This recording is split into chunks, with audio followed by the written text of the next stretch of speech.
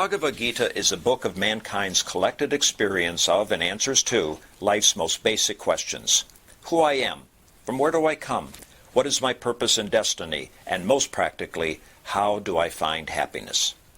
These podcasts originate in the lectures of Neil Bhatt, a disciple of Swami Chinmayananda. They are presented here in 20 to 30-minute segments, each covering 3 of the Gita's 701 verses.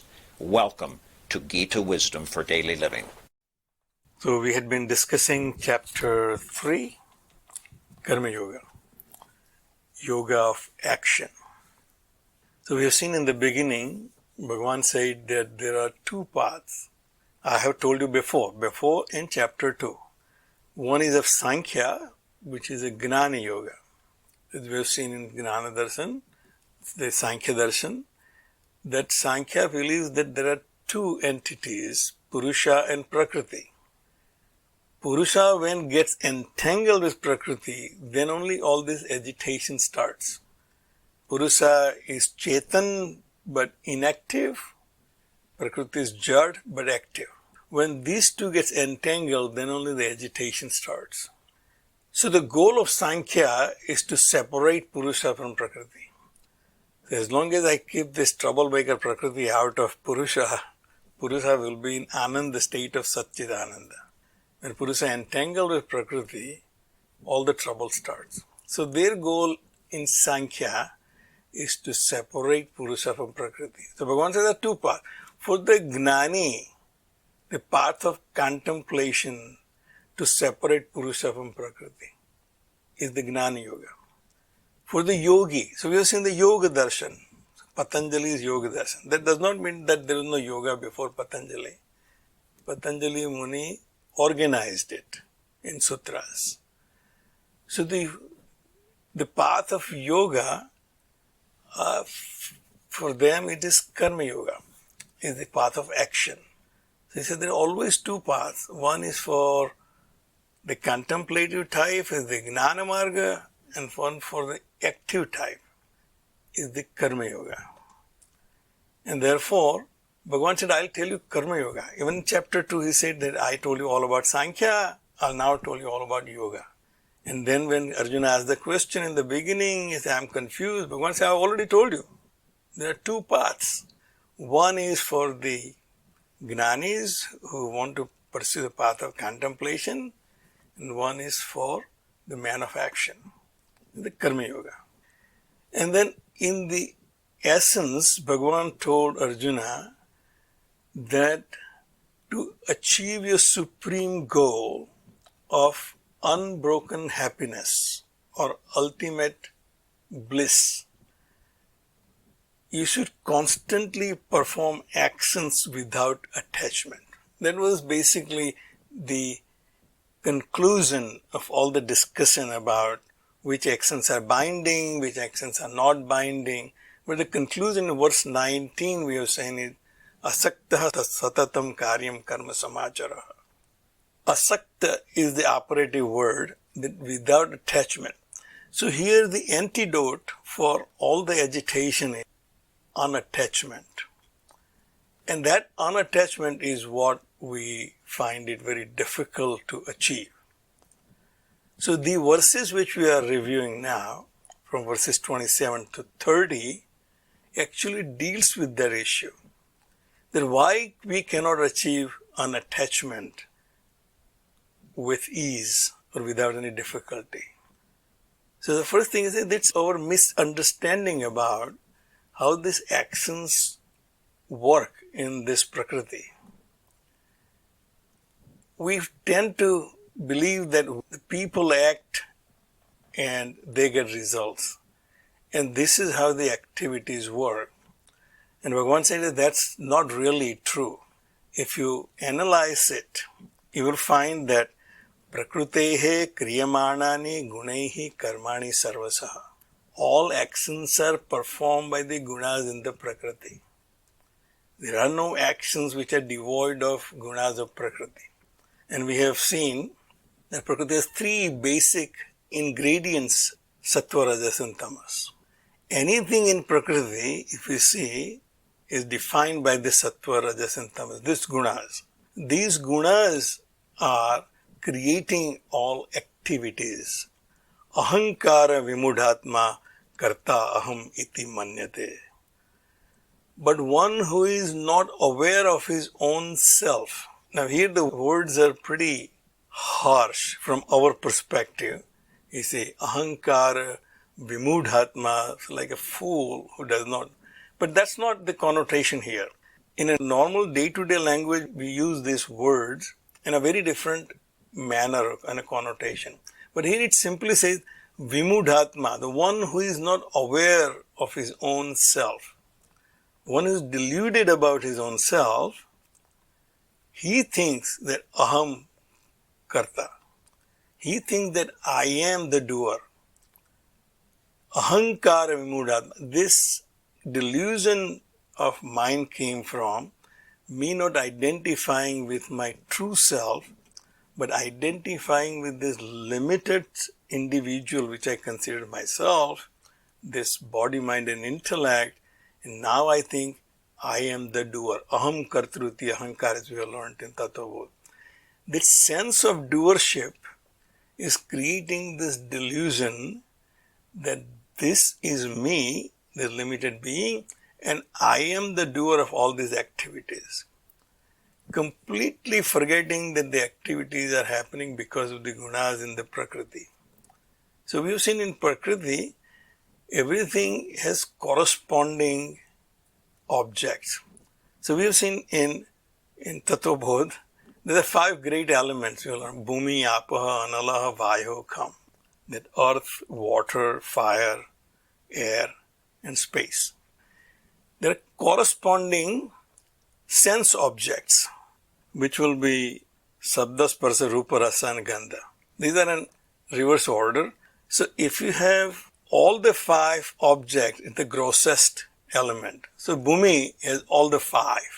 Sabda, Sparsa, Rupa, Rasa, and Gandha. In earth you find all 5 of them. Apaha, in water you find only 4. Sabda, Sparsa, Rupa and Rasa, you don't find Gandha in water, pure water.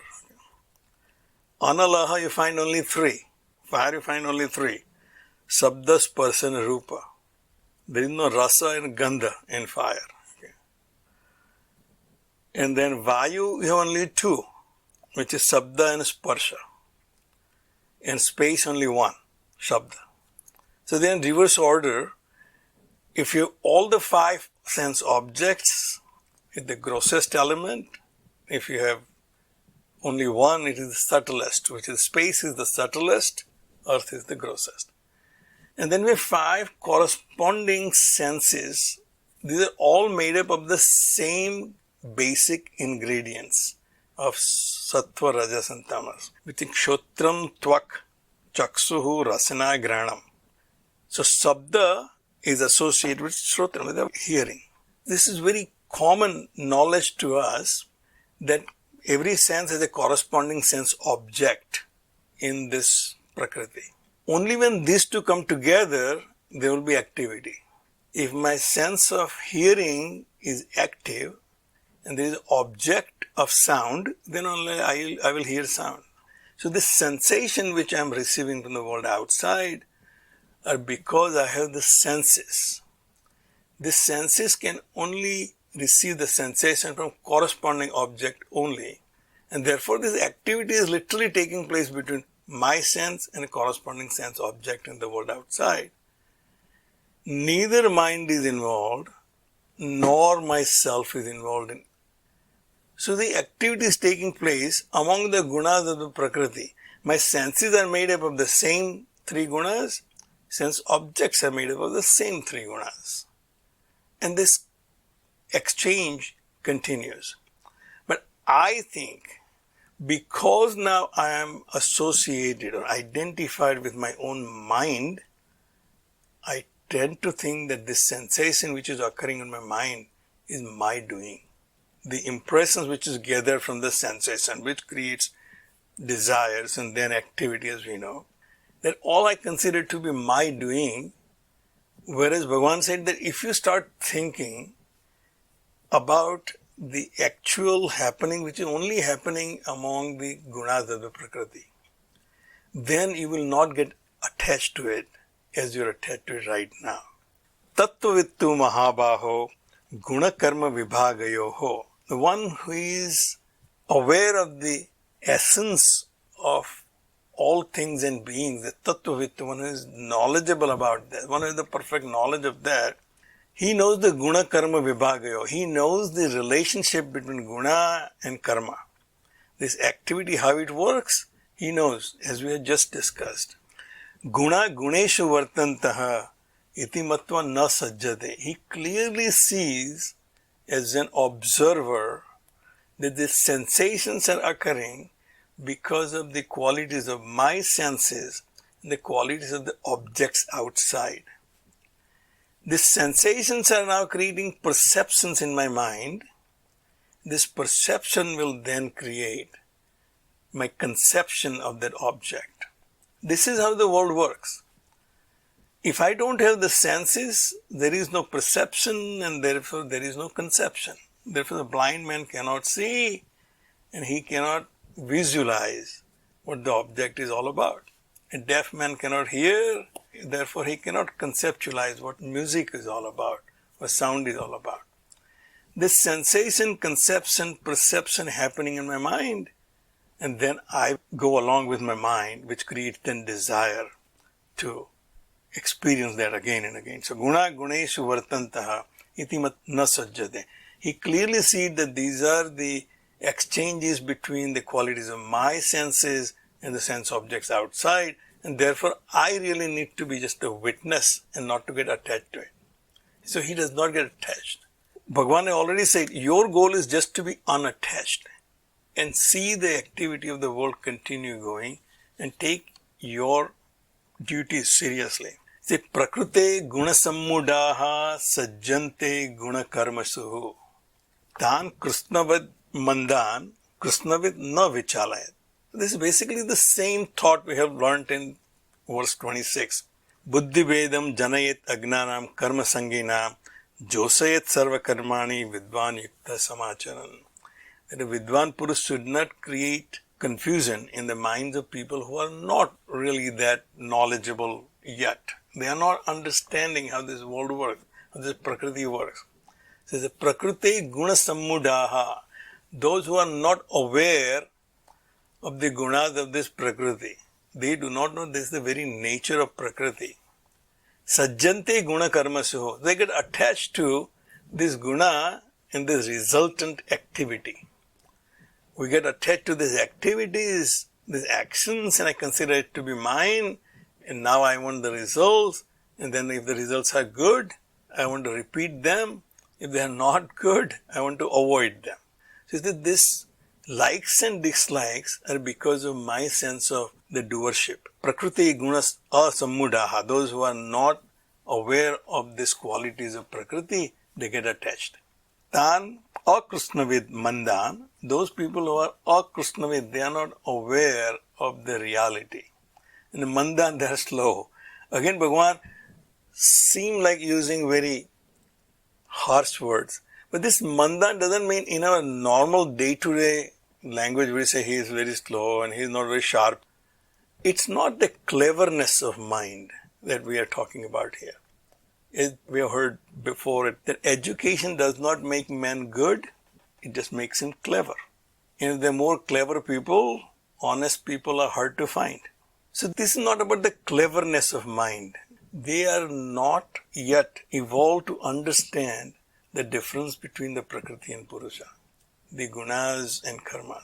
Tan akrisnavid, who are not aware of the essence of this Prakriti and Purusha, mandan, because they are slow, give them time. Krishnavid na vichalaya, give them time to evolve themselves. I, being the person who has come to that level of knowledge, I have a great responsibility to keep them engaged in activity and not disturb their enthusiasm about working in this world to get fruits of their actions. Encourage them to perform their actions with whatever the desires that they have. I have seen in my own life, Swami Chinmayananda, when he comes, people will be like little children.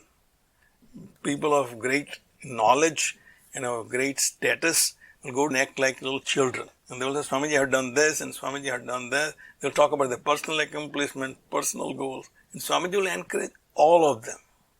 Yes, you should continue doing that. Oh, that you are good at this. You should do that. Now, if we stand back and say, if Swami Chinmayananda was just teaching this unattachment, all that, why should he encourage people to get more engaged in their business or more engaged in their professions? But as we have learned from Bhagwan here, he had no business to upset anyone who is enthusiastically working in this world outside. His job was to encourage everybody. So Bhagwan said, it is a great responsibility for the Krishnavit, the man of perfect knowledge, who clearly sees what the reality is.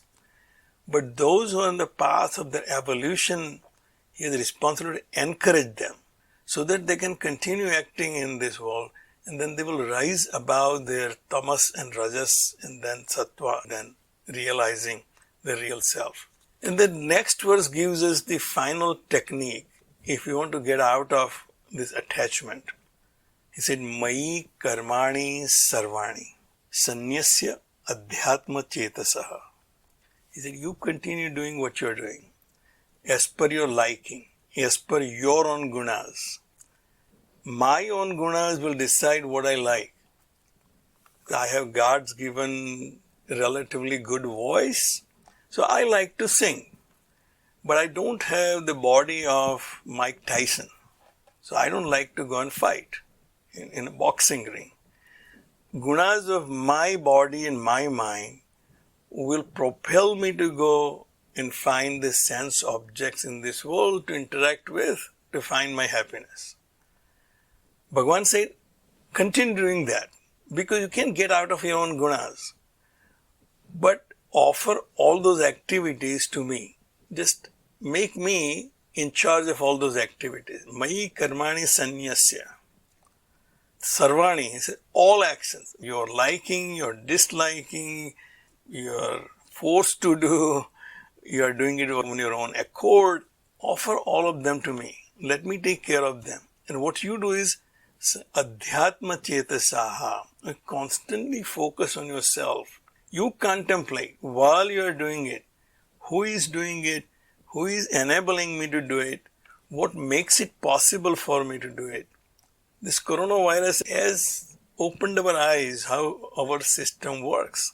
One sector closes down, it affects all the other sectors.